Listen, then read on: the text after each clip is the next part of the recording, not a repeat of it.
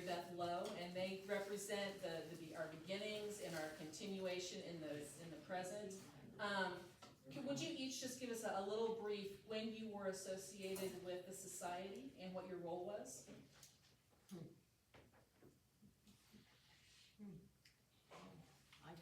I get to start, huh? I think it's turned on. Yeah, the light's on, so I guess you can hear me okay. I moved here in 1972, in July, and in August there was a county fair, and the Historical Society had an exhibit with a thrash, a big engine, and, there, now I know that it's on, good, okay. And a gentleman named Leonard Silver, and I struck up a conversation with him, and if any of you remember Leonard, you know that meant 20 to 30 minutes at a minimum, and I signed up then to be a member and paid my $2 dues, and I've been a member since then. Later bought a life membership. And we're later director. Yeah, I was. You held a number of offices. I was here about, 5 or 6 years as director of the Trails and Rails Museum. Did it pay you anything? Oh, a little bit, yeah, a little bit, yes. That's a whole story in itself. Do you know what years you were director? I was director from 1982. It would have been about May of '82, and it was about '88 when through the end of '88. Mm-hmm. Yeah, and then I also was on the board, and I was treasurer. Feel free to grill Chan when it's his turn. Well, just trying to help. A thorn between these two roses here. Boy, that works, don't it?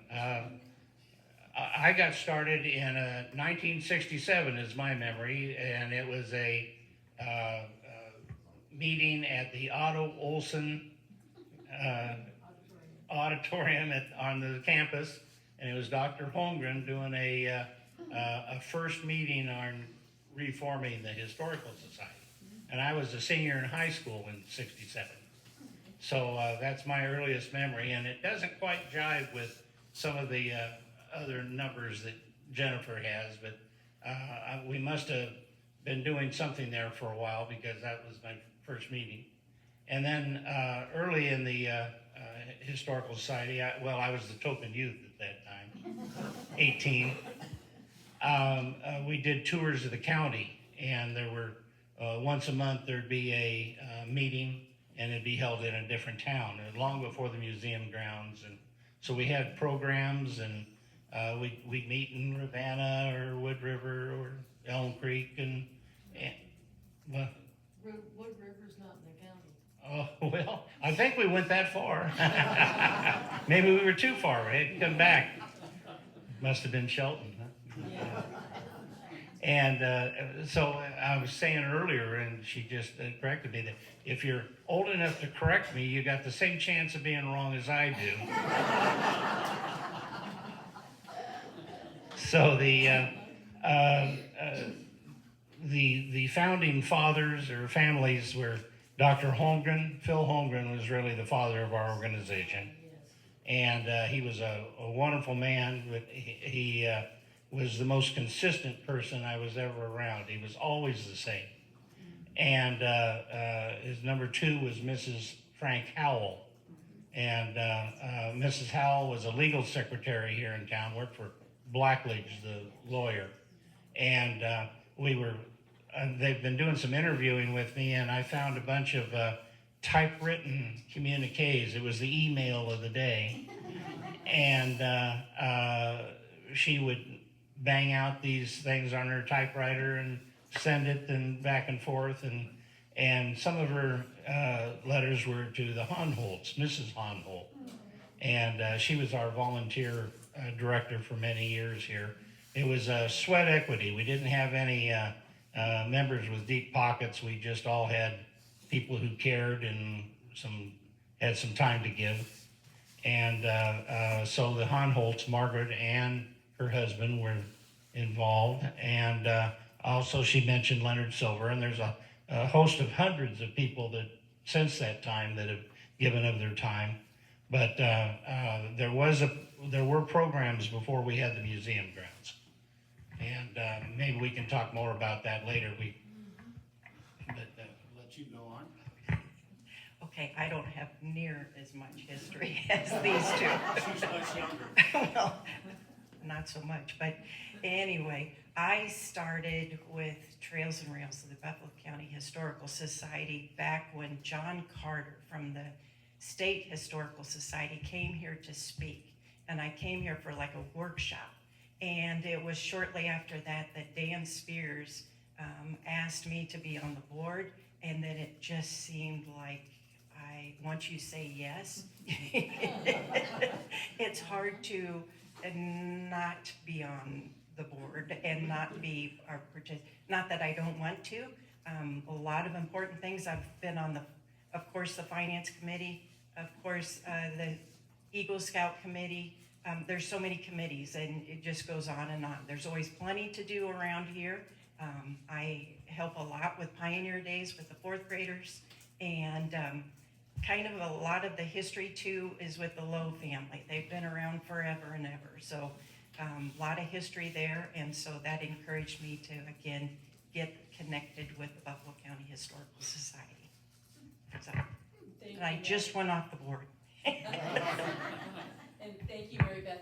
I assume that since you have the least history, that makes you the token youth. Not that I'm very young, but.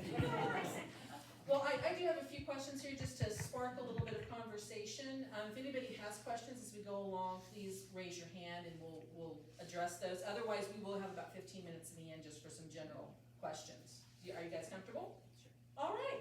Well, you talked a little bit about the beginnings and who came together. And I think one of the burning questions is why? What was the conversation around establishing a historical society and then around creating a museum as part of that society? There might be someone in the crowd that knows more than I do about this, but the society had been active previously, and it was a teacher at the college that when he died, nobody ever picked it up, and I can't call his name right now. But it had been active for a number of years and then went inactive. And then Phil got the bug to start that. And as far as I know, he was the major influence of making it come together again. And but there are minutes of meetings probably in the 50s of the history teacher at the college that had it at the time. The lore is that they tried to kind of get hold 3 times, and then it took until 1972 for it to really catch and continue. Is that your understanding, or is that just lore? I just think it died with the fellow that was running it at the time. That's what Phil had said. Yeah, that's what Phil had told me, was that it had been organized, and then the president died, and the vice president never called a meeting. And so it died. But yeah, and then in 1967 it started again, but did it kind of die out until 72? Well, Because I was under the impression that early in 1972, when the city was planning its centennial, then the Historical Society really got started going again. So That is the lore that I've heard as well. probably because that's what I wrote down You've somewhere. found the source. Yeah. I'll just kind of read what I had written. Okay, yeah, she's got it. So Buffalo County Historical Society supposedly started in the 1920s by Samuel Bassett of Gibbon. Unable to find many of the records of this. Organized again in the 1960s, we do have official record of this. They obtained its incorporation papers from the state of Nebraska. As the city of Kearney prepared to celebrate its centennial in 1972, a dedicated group of people under the leadership of Dr. Phil Holmgren and Alice Howell renewed the incorporation and steadily got things going, and BCHS has been active ever since. I'm glad you did your homework. So we do have the centennial to kind of thank for getting it, the resurgence. Well, there were two things that were happening there. We were trying to save the courthouse in that time period, and we had pictures. I had slideshows put together, and I went around to I called the ham and beans circuit when I went to all these different clubs. I didn't know how many clubs there were in town, but you had to eat with them, and then you could show your slides and tell them. Maybe the man I am today, I guess. But I talked to several thousand people that year or two, and we did the school, had a setup in all the schools, and the school kids were more fun than some of the organizations, in fact. But it's interesting, those slideshows became unusable because all of the information that I'd say, well, this is where the Opera House was, and that's the W.T. Grants building today. Well, the kids didn't know what W.T. Grants was, and then it was pennies at that time, at one time. And so our points of reference all changed for these slides. And as young kids coming along, they didn't have any way of knowing where we were talking about. So that had to have been updated. So history's an interesting thing. You can write it down. Still have some of those slides back there. Yeah. You quite remember, but yeah. And go ahead. No, I was just gonna say, kind of jumping off of that, a curiosity that I have, mostly because Chan, you brought up a couple of good stories, but for all three of you, you kind of represent slightly different eras within the development. What would you identify as your most memorable challenge to the beginnings, to somewhere in the middle, to currently? Well, I'm going to say we made a number of attempts to get a building program going, and we dealt with out-of-town people, fundraisers, talked to the guy that had raised money for the hospital, and we just never had anybody in our group that was good at going out and asking for money. And That was a major holdup. yeah. Now that 1997, August 1997, was when the first the first building committee meeting was held. We talked about building a new building or another building from the time the depot was moved in. That was always the plan. Because it was cold. Yeah, right. And it's not a good place to meet, you know, the layout is just not right. And so we were gonna build this other building. Well, we moved that on in 1975. Wow. And so we're up to 97 before we ever had a meeting. And when was the first half of the building here built? It was like, 2017. yeah, I knew that it ended in the 7th. So it was an even number of years from the time we first said it.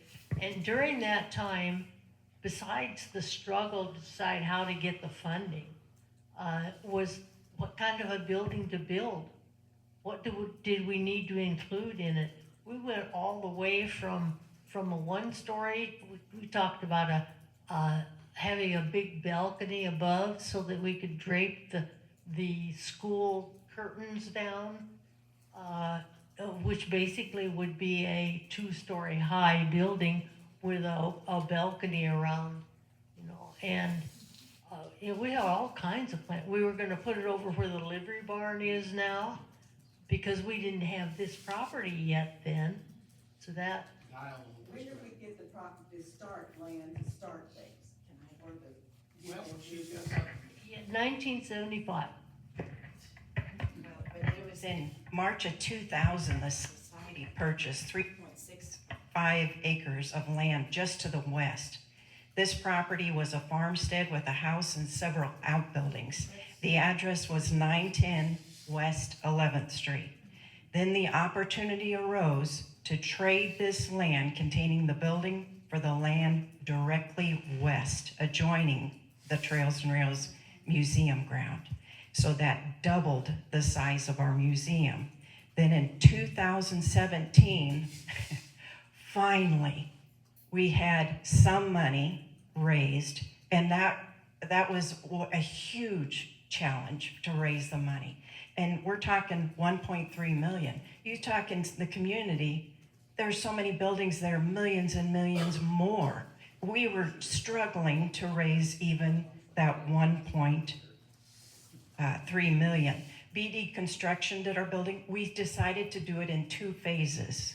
So phase 1, if you kind of take that wall there and continue, that was phase 1. So why did we do it in 2 phases? Because it took so long, and some of those donors were dying. They didn't get to see the fruits of their donation. And people started to wonder, are you serious? Are you really gonna build, or are you just collecting this money? We're gonna get it built. So we owed it to our donors, get started. So we started phase 1. And that was done in 2017. We moved all our archives into the back half of the new building. File cabinets, shelving units filled with historic photographs, old county records, old school yearbooks, maps, old newspapers, you name it, it is full. And I just need to mention our dedicated group of archive volunteers led by, of course, Elaine Battenhorst and Corinne Phillips, and there's a whole group of them. They're right here, and they can help to answer questions for those doing research pertaining to Buffalo County and those with genealogy questions. And those volunteers work Mondays 1 to 4 by appointment. Phase 2, the West Wing, so what we're sitting in now, our Family History Center, for the most part, was completed in December of 2021. $680,000, and $174,000 was thanks to our executive director, Jennifer Murish. She finished and completed the Shovel Ready grant. That's federal money that came about during COVID. But Jen got that and got it completed, and we got that money. And we are so grateful to all our donors, the Ron and Carol Koch Foundation, the Peter Kiewit Foundation, the Kearney Visitors Bureau, and so many other donors. I also need to mention Dan Spears. He was very instrumental in getting this building going and completed. He was very dedicated. We love our old historic buildings, but my goodness, we needed this building for years and years. We are so grateful to have this building. It's in use all the time. Mary Beth, tell them about going to the archway.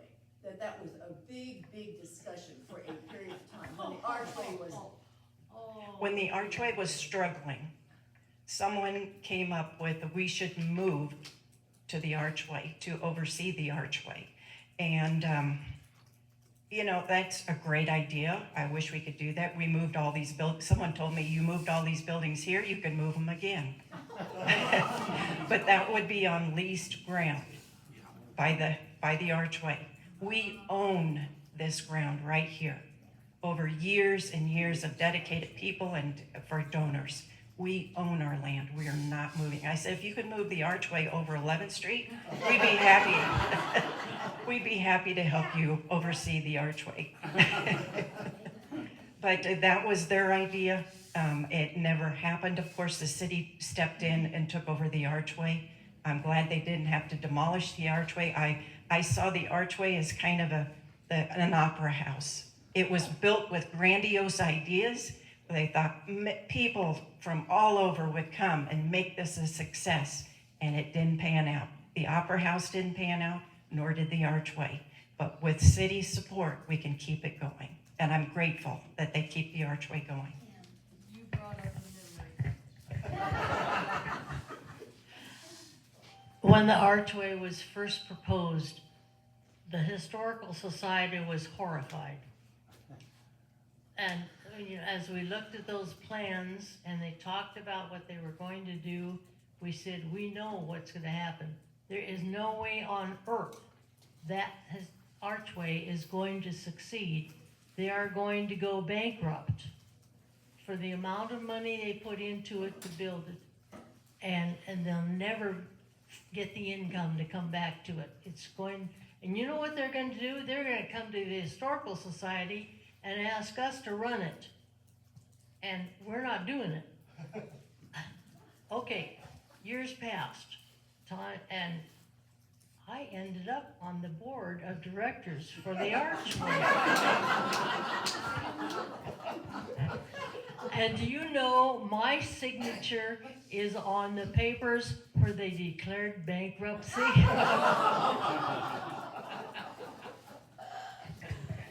You know, along those lines, we kind of brought up this building, but some of the historic buildings and getting them moved here. Anyone want to speak to some specific memories you might have? Usually, you know, challenges when it comes to something like that, so it jumps to mind, but maybe some other memories. This is no small feat. I mean, some of these buildings moved 30 miles across the county. It's a lot of work. It's a delicate process. Speak to that a little bit about all of these buildings that moved so far. I'd like to sew 2 or 3 of these previous thoughts together before I do that. I was at the meeting, and Jim Cuddeback was interested in moving the buildings out there to lease ground at the Archway. And I went. I wasn't on the board at that time, but I went and spoken against it. And the Archway actually did cause us some problems in a number of ways. It diluted our base. It's probably the reason it took us longer to get this building built. And they were trying anything they could to make money, and so they did their own Wagons West at one time. And that diluted that process some too. And so, but that was, we were lucky that we didn't go along with that at the time. We'd have been out there on leased ground. This has been a far more successful venture. Also, when we're talking about our land that we have here, Albie Payne did a fundraiser when they bought from about the church to the street south. And that happened relatively quickly, but when we moved, I think it was the church. Well, the church is just about on the back fence boundary line. Yeah. We took the fence out and then squared that up clear to the street south.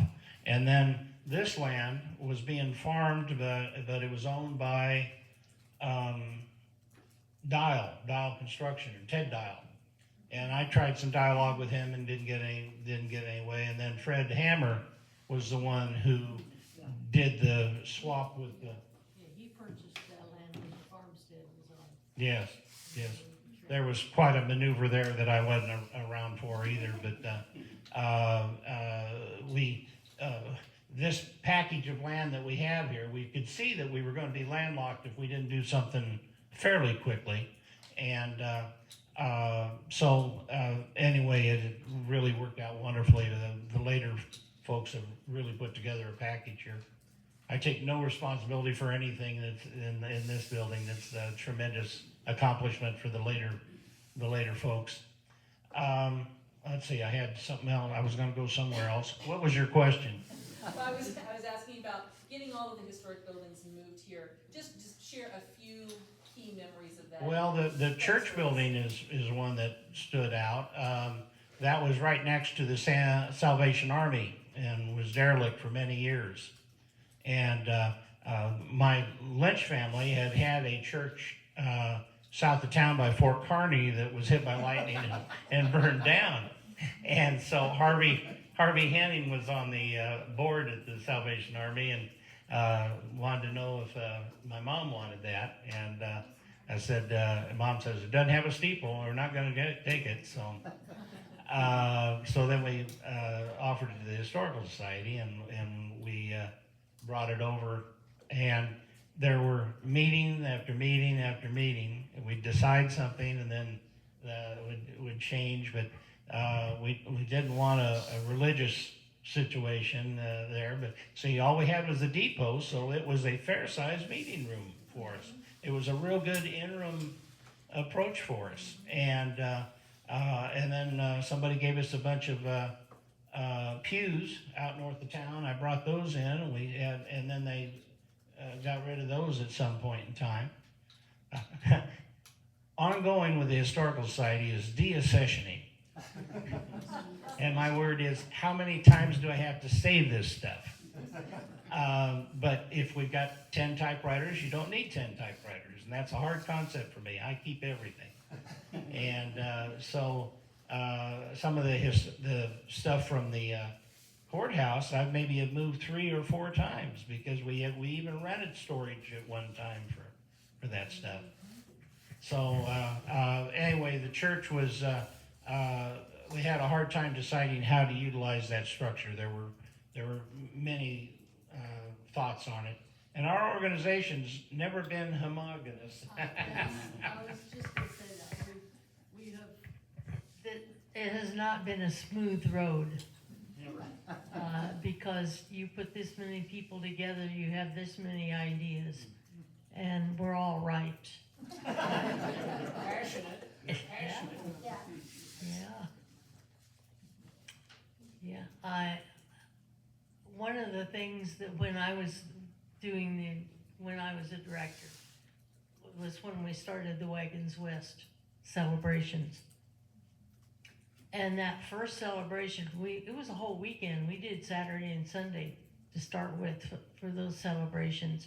I can remember that first year, we had many committee meetings. Oh my God. In the depot, and we had a good time at those committee meetings. We had some real comedians on the committee.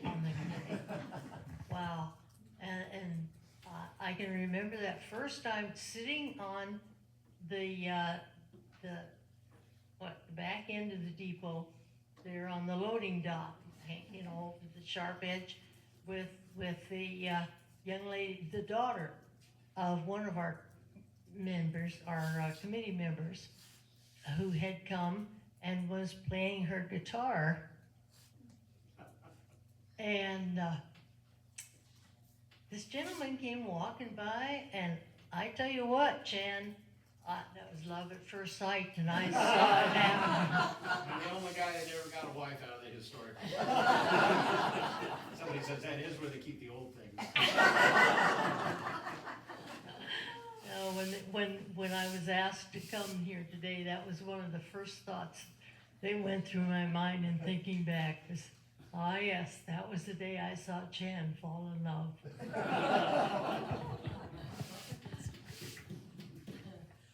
Well, Want to tell about the train moving here? oh, please. Oh, I've been telling that story, Chan. Now, after I heard your telling of that story, I've been incorporating that into the tour. And it's a good one. I remember. The train was in Pioneer Park all during the 50s. And just recently I ran into a fellow, his grandfather was in on the group, the railroaders that took it to Pioneer Park. And they had rails that they would put in front of it and pulled it in there. And so during my youth, it was fenced off in the Pioneer Park. And one of the murals that Brock helped get up here shows a fellow on the top of the engine, and I'll go to that in a second. But Williams Brothers from Hastings, we arranged to move it, and I think they did it for nothing, didn't they? I don't know, but they moved every building that went along to the museum. So the engine was old and rusted out, and they had to put slings under the drive side pieces. Couldn't just put a bar underneath it and lift it by the boiler; it would cave in. So they had it, and I was sitting there visiting with the fella, and pretty soon it just come up off the ground.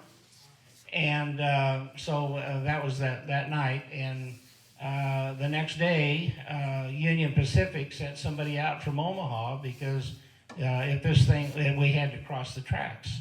It's not often you see a locomotive cross the tracks either.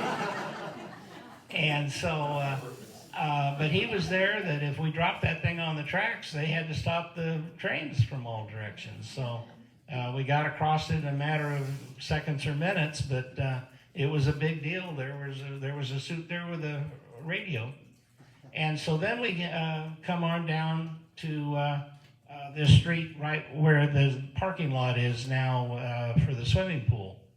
And we had a number of old railroaders that were helping us with that, and they were having fun. They were burning oil and inner tube in the smokestack so that it looked like it was under steam. And there was a fella up on top with a hammer hitting the bell. And that's what that picture shows there above the door there on Jennifer's office. And they ran out of stuff right about where the swimming pool is. They go, whoa, we can't go into the depot without a head of steam. So 3 or 4 of them bailed into a pickup, and they went and got inner tubes and oil, so they were enjoying the day. But that was quite a memory. And then they came on in, and we had already laid the cement. I think Blessing Construction did the cement slab, and we had the track there. And the caboose came later, but it was a wonderful memory of seeing that happen at that time. And we've painted it 2 or 3 times, just recently again. And my wife and I, before we were married, in fact, we decorated it every year. And we won the 3rd place in the Kearney Hub Decorative Lighting Locomotive Division, and took 3rd place and won some money for the Historical Society.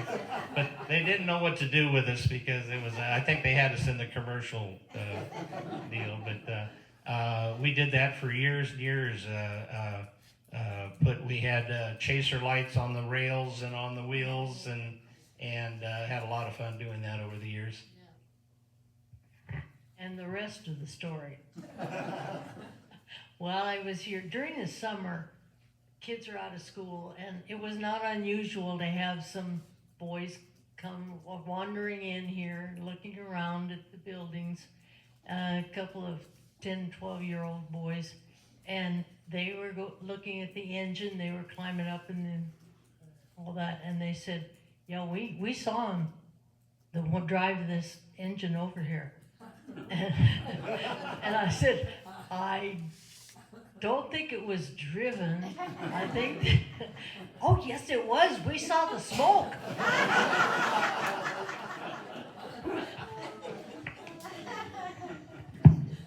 Along those same lines, we've talked a lot about volunteers making things happen, and I'd love for you to speak a little bit to the role of volunteers over the years. But also, today we have a director, we have a curator, we have a community engagement director. That was not the case for many, many years. Can you speak a little bit to how the management and the administration of the society has changed over the years, and how volunteers have played into that? That's why I asked her if she got paid, because we had an unpaid director for many, many years. I always said you have to pay to belong to this organization.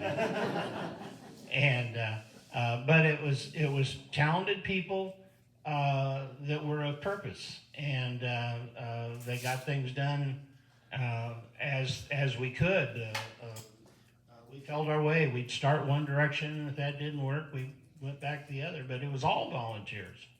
And I used to tell Jennifer, volunteers are a double-edged sword, because they at some point get so involved that they take ownership.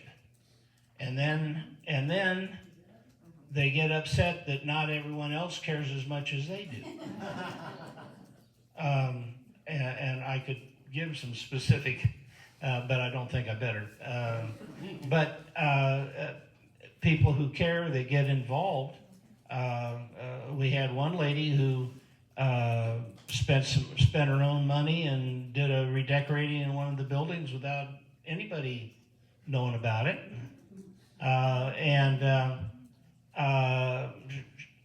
She thought it was okay because she would, it was her place, and I have to fight that every once in a while. I'm the oldest member, but I've never been able to get them to do what I wanted them to do. Money has always been a challenge here at Trails and Rails in Buffalo County Historical Society. I can recall in my first years, when we were over at the depot, Jen called me in and said, we don't have enough money to pay our bills. That was scary, and that sticks with you over the years. So I'm kind of the conservative tightwad with the money that we do acquire, because I feel like you have to be prepared for emergencies that could come up. But that never left me. When you don't have enough money in your account to pay for it. Fortunately, over the years, we've gotten better, not necessarily me, but our directors and others have gotten better at grant writing to bring in funds. But volunteers is still huge. We could not do what we do without the dedicated, passionate volunteers that we have. They go on and on. I mean, you have some of those volunteers right here in this room, and we are eternally grateful. It takes those volunteers to make this society work. And I want to tell you about one thing that's so important, Pioneer Days. That started in 1995 by Mrs. Lana Stickney, and it started here at Trails and Rails in 1997, but it is amazing. What Pioneer Days is, every fourth grader in Kearney Public School spends a whole day here at Trails and Rails. And you're thinking fourth graders, but it's a ripple effect. When you bring in those students, you not only bring in those students, but many times we bring in their parents, their grandparents, and they help with those activities, and they see what is beyond that train out there. So many people say, oh, I thought all you had here at Trails and Rails was a train. We have so much more, but the challenge is to get people in to Trails and Rails and see what we have to offer. I'm on the nominating committee, and I love it when we have some new person that doesn't know anything about Trails and Rails, because then they really get an education. What's going on? How do we operate? And they buy into it, and we get another person in. But Pioneer Days has been outstanding. When you take 2 weeks, we're dedicated to just the fourth graders with Kearney Public Schools. It started in, Linda Haar and Kathy Eckloff started coordinating in 2006. They do a fabulous job. They have this like clockwork. The kids arrive on a bus and they say it's a time machine. And they are going back to the 1880s, and they get to see what pioneer life was like. And they get a real eye-opener. They think it's a lot of fun, but to, imagine not having indoor plumbing whatsoever, that's just completely foreign to them. Not have any indoor plumbing, having to use an outhouse, having to go out and pump your water, heat it up, and to take a bath maybe once a week. I mean, these fourth graders are looking at me like, what are you talking about? So it's a great education. They get to have fun, pioneer crafts. We make corn husk angels. There's so much more. But I want to say that's one of the best things that we've started and continue, and hopefully it will continue for many years to come. But it's a wonderful educational day that has enhanced the learning of more than 9,000 KPS fourth grade students. May we never forget our pioneer past. Historically speaking, we had done that before.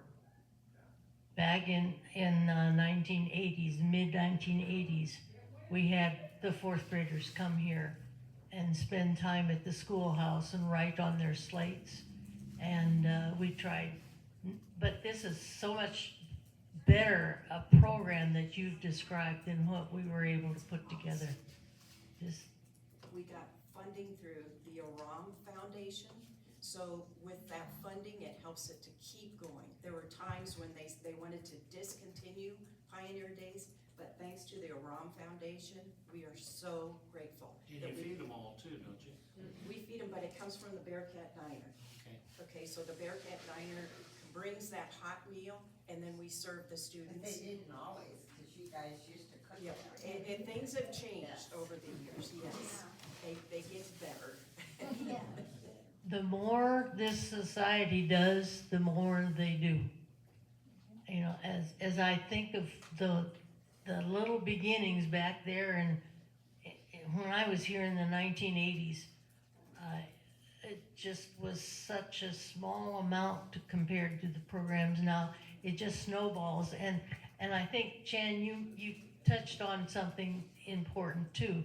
In the difficulty in raising the funds to build this building, or that half of the building, people didn't think we could do it. And so I'm not gonna give something to that program, they're not doing much. You know, okay, so we went on tours around the county. I mean, that's how we found the Freighters Hotel. Remember that? We went up there in the northwest corner of the county and up around Miller, and we went out to this place and, yeah, to Sartoria, yeah, and there was this building, and they told us about how it was a Freighters Hotel. The Freighters came through here, and, you know, we're all saying, they can't tear this thing down and move it, clear it to Kearney. You gotta be crazy. But, you know, it's, you see something valuable like that, you can't let it go. It's an important part of this county. And it led me on quite a chase, because I had to find out what all the freighting was about. And what it was going up to Broken Bow. Because they didn't have a railroad, so everything came to Kearney, and then they freighted it up to Broken Bow. But, Alright, we're getting to the end of our hour, unfortunately, and I wanna open the floor for some questions too. Could each of you just take a few minutes, if there's something that you said, I really wanna bring this to the attention of the audience, I'll give you a few minutes to do that, and then we'll open the Get floor to the for bottom of your questions. notes there. I just want to mention the dedication to Jerry Marlette, building our J.C. Marlette blacksmith shop. Very dedicated person. We're so grateful, and it fits in wonderfully here at Trails and Rails. It was built in 2012, and it all deservedly goes to Jerry Marlette. He is so amazing.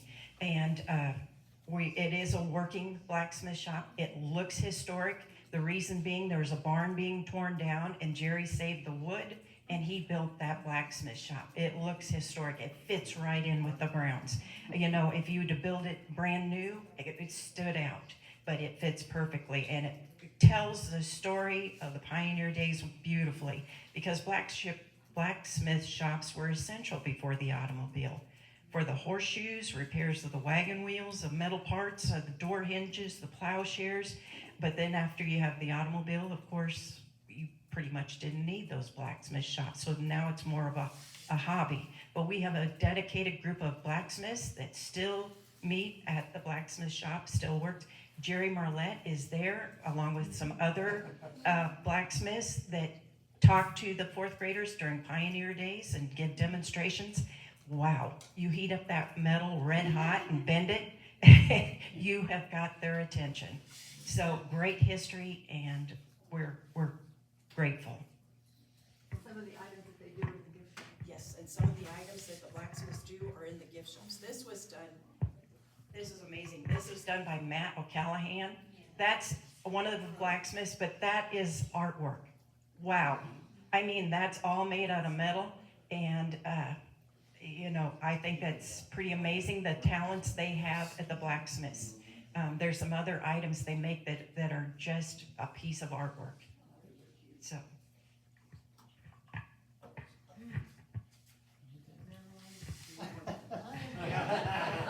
another thing I am grateful for, Fabulous Fridays. This was started by the person sitting right here, Janice Martin. I think she deserves a round of applause. We've been doing Fabulous Fridays since 2011, and I remember being with Janice in the Freighter Hotel during Pioneer Days, and Janice says to me, we need to be doing this. Have speakers in and talking about these historical topics, topics pertaining to Buffalo County. So this program was started by Janice, and she pulled together Sharon Martin, sitting right here, Vicki Bissell, who could not be here, she just had knee replacement surgery, and I, so the four of us.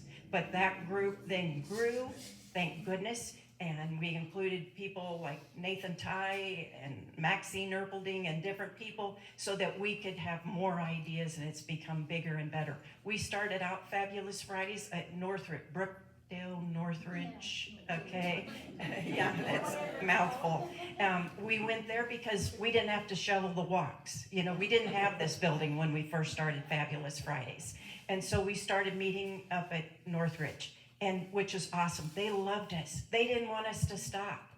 And it was hard to tell them, once you build your new building, we need to be at the Family History Center at Trails and Rails. Those people loved our Historical Society programs, and they wanted us to continue, but we owed it to meet in our building, and it's gotten bigger, and it continues to this day. But it's a great program. It used to be Sunday afternoon. Well, and Janice named it Fabulous Friday. I guess it occurs to me that we're still moving forward. We've been working with the school building here to put a air base display in there, and we've had a number of meetings, and that is exciting to me because my parents met at the air base, and I was involved with the reunion that they had in '88. So we've done a number of things on that front, but that's moving forward. The building's there, and we're talking about what to do with it and how to do it. So and it'll be dedicated to the air base, as we understand it at this time.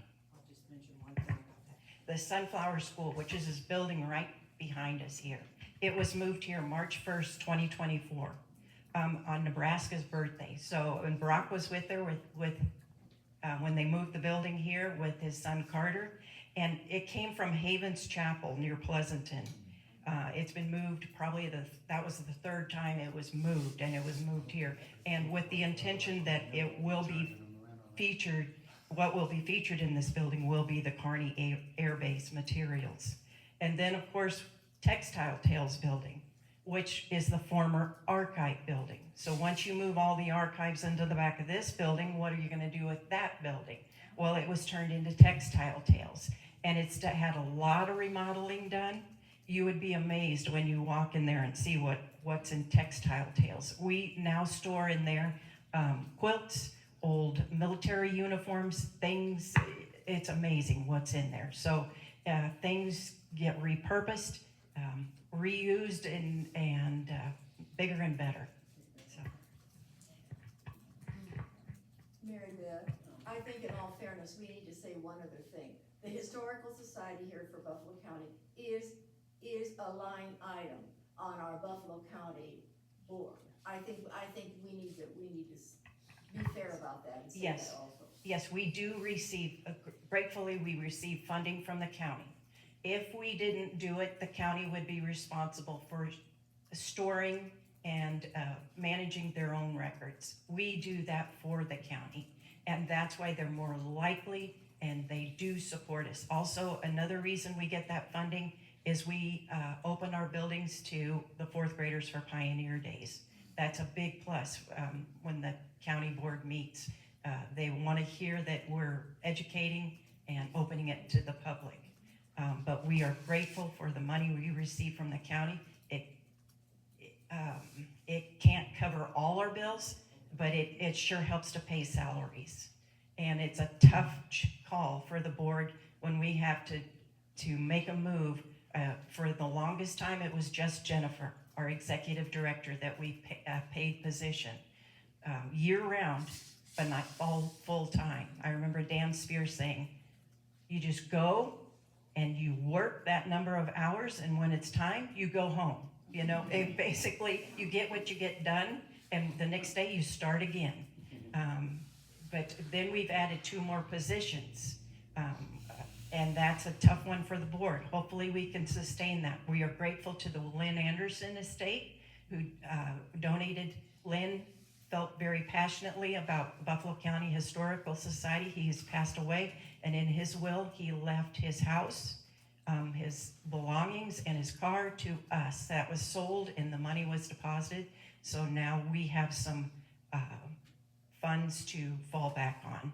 And that's comforting for the board to know that. So we went ahead and hired the 3rd position, which Lena used to be here, but she has since moved, and then we brought back Brock, which is wonderful to have him back. He said he's learning, catching up by with a fire hose. It's overwhelming to try to get caught up again, but we're grateful he's back, and we're grateful for all Andy does as well. Tremendous asset to Trails and Rails. Mary Beth, you wanna mention, like, give where you live? Give where you live. That's another one. We are so grateful to all our donors who give at that time. We typically pull in about 40,000 each year by Give Where You Live, and we are so, I couldn't pinpoint. Maybe not everybody knows what that is. Give Where You Live is one day in December where everyone from the community is invited to donate to nonprofits. So We do we want are to open it grateful. up to the floor here for questions on the history, so we've still got a little bit of time left, but, I have a statement to make. okay. I want to thank Mardi for what she did years ago in the 1980s when she did Pioneer Days. I was a teacher with my students that came here, and I was the teacher in the schoolhouse, imagine that. And we just had a wonderful day, and she brought this man, I can't remember his first name, but his last name was Voss, V-O-S-S. And he entertained us. Oh, what a wonderful singer he was. And the one thing that we did that we'd never be able to do now, the ladies had a tripod and they had a fire. And I can't remember, did they make soap or were they doing laundry? I can't I think remember it was which. soap. Was it soap? And I thought, well, we would never dare have a fire. And she gave us, all the teachers, a book of facts about pioneers. I still use that book, Marty. I still use it. And you know what I found out? That Voss boy's family had lived by Pleasanton, and they owned our farm before we did. So anyway, thank you for doing that, and we appreciate it. And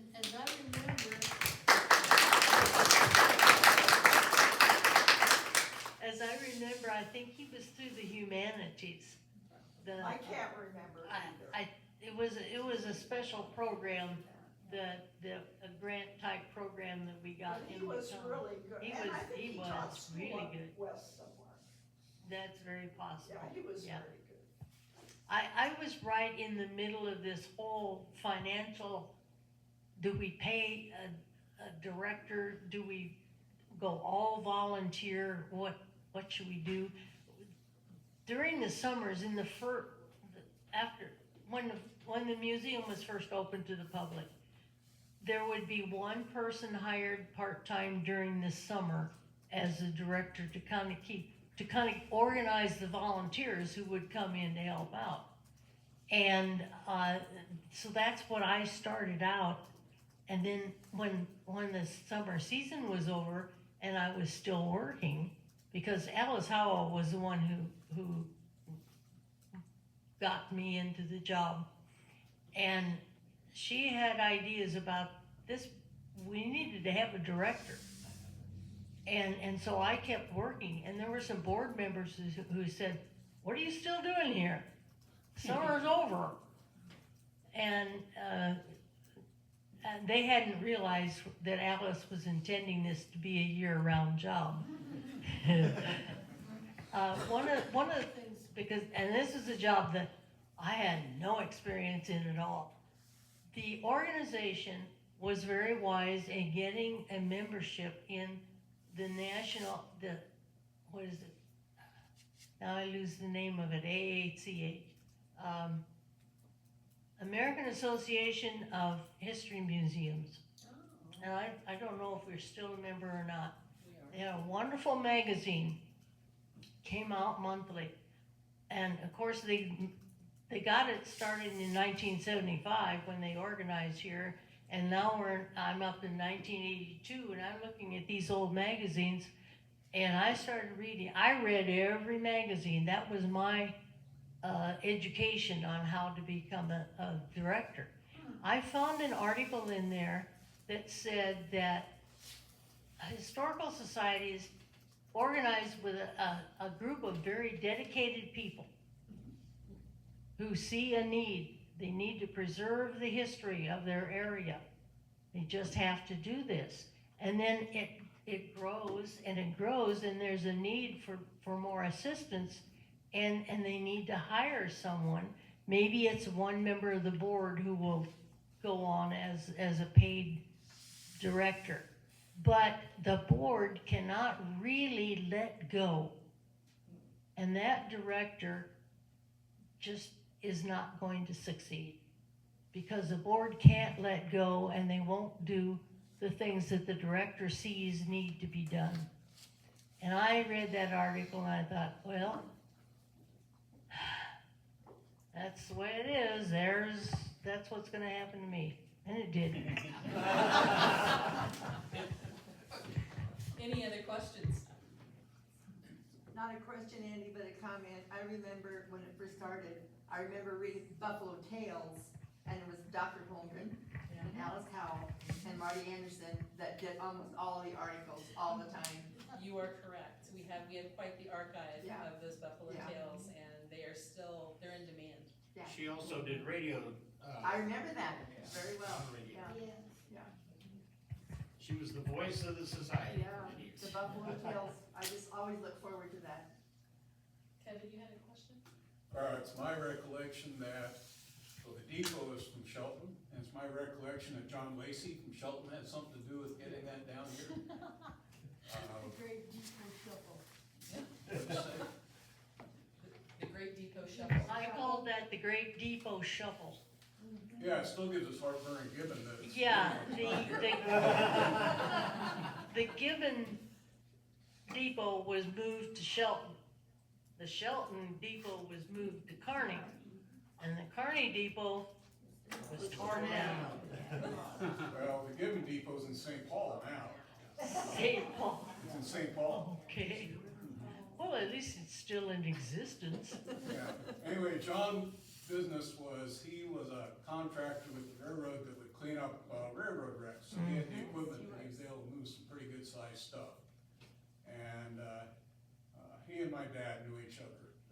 And I remember sitting there with John sitting in my dad's office and chatting with each other. It was interesting. He was a larger in life guy. Yeah. Literally and figuratively. Cleaned up derailments. Yeah. Any other questions? All right, well, we will just close this as our official ending, but I welcome you all to stick around, visit with our panelists, take a look around. You probably know that we have instituted a new tour system here.